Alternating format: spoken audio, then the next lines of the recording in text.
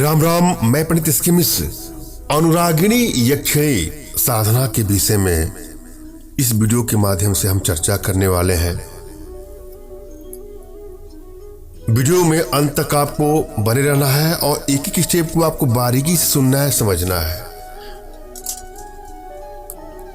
यह प्रयोग आपको किसी प्रतिपदा से आरंभ करना है। पहली बात कि यह साधना करना क्यों है। यह साधना स्वर्ण मुद्रा के लिए की जाती है, धन प्राप्ति के लिए की जाती है। शास्त्र में इसका उल्लेख मिलता है कि एक सहस्त्र स्वर्ण मुद्रा प्रदान करती है, ऐसा तंत्र शास्त्रों का कथन है। जब यह यक्षिणी सिद्ध हो जाती है, सद्भाव विश्वास के साथ गुरु की देख रेख में ही ये साधना करें। वीडियो को अंत तक देखें, सुने, समझें। यक्षिणी की साधना से पूर्व प्रत्येक साधक को कुछ बातों को बहुत ध्यान देना जरूरी हो जाता है। कुछ निर्देश है, अगर हम इनको फॉलो करते हैं तो सिद्धि प्राप्त होना बहुत आसान है, और यदि इनको हम फॉलो नहीं करेंगे तो सिद्धि प्राप्त होना असंभव है। किसी भी साधना को प्रारंभ करने से पूर्व साधक को उसके प्रति पूर्ण श्रद्धावान, विश्वासी, आस्थावान एवं धैर्यवान होना आवश्यक है। जो साधक साधना के प्रति अश्रद्धा अथवा अनास्था रखते हैं उन्हें सिद्धि प्राप्त नहीं होती है। अतः साधक को चाहिए कि यदि किसी साधन के विषय में, किसी भी साधना के विषय में उनके मन में तनिक भी संदेह हो तो उसे करना कदापि प्रारंभ न करें। इसी प्रकार साधना काल में साधक का धैर्यवान होना परम आवश्यक है। जो साधक साधना में आने वाली कठिनाइयों के कारण अपना धैर्य तथा साहस छोड़ बैठते हैं, उन्हें भी सिद्धि प्राप्त नहीं होती है। अनेकों बार ऐसा भी सुना और देखा गया है कि साधना काल में आने वाली कठिनाइयों से विचलित हो जाने के कारण साधक को शारीरिक अथवा अन्य प्रकार की हानियां उठानी पड़ी है। अतः जब साधक में कठिनाइयों से लोहा लेने का साहस न हो, तब तक उसे किसी भी साधना में प्रवृत्त नहीं होना चाहिए। तांत्रिक साधना का मार्ग खतरों से भरा हुआ होता है। इसमें तनिक भी असावधानी, प्रमाद, भूल अथवा साहसीनता साधक के लिए प्राणघातक सिद्ध हो सकती है। पहले तो जाने कि यक्षिणी क्या है।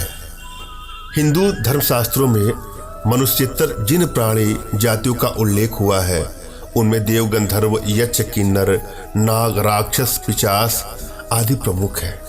इन जातियों के स्थान, जिन्हें लोक कहा जाता है, भी मनुष्य जाति के प्राणियों से भिन्न पृथ्वी से कहीं अन्यत्र अव्यवस्थित है।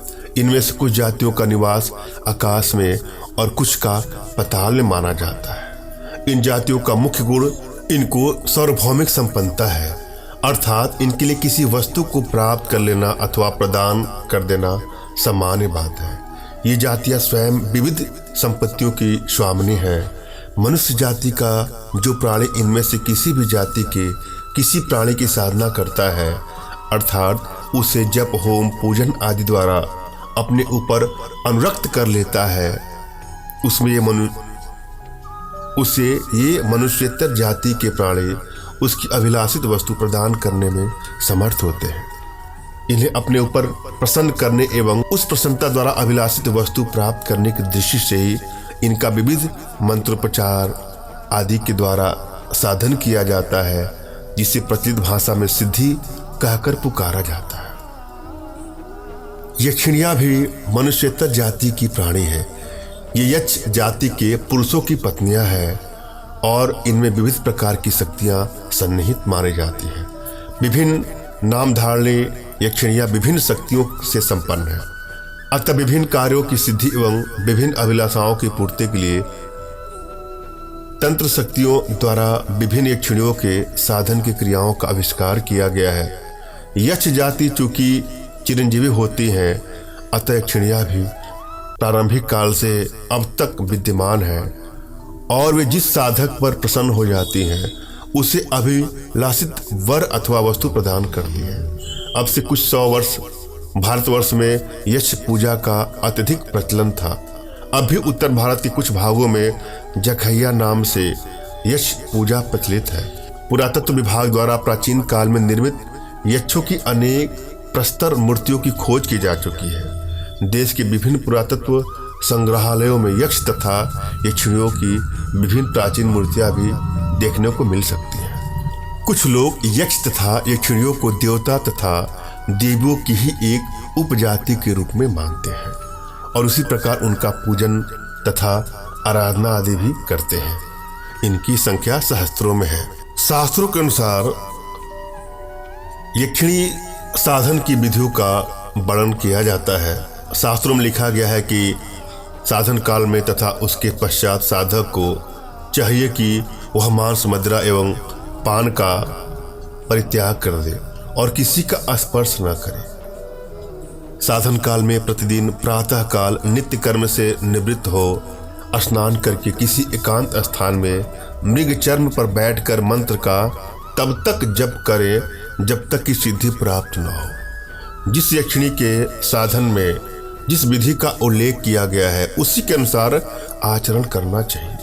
यक्षिणी का ध्यान करते समय उसका माता, भगिनी, पुत्री अथवा मित्र के रूप में चिंतन करना। और जब भी आप कोई साधना करें तो गुरु की सानिध्य में करें। साधना के विषय में आप कुछ भी जानना चाह रहे हो तो कमेंट बॉक्स के नीचे आपको टाइप करना है।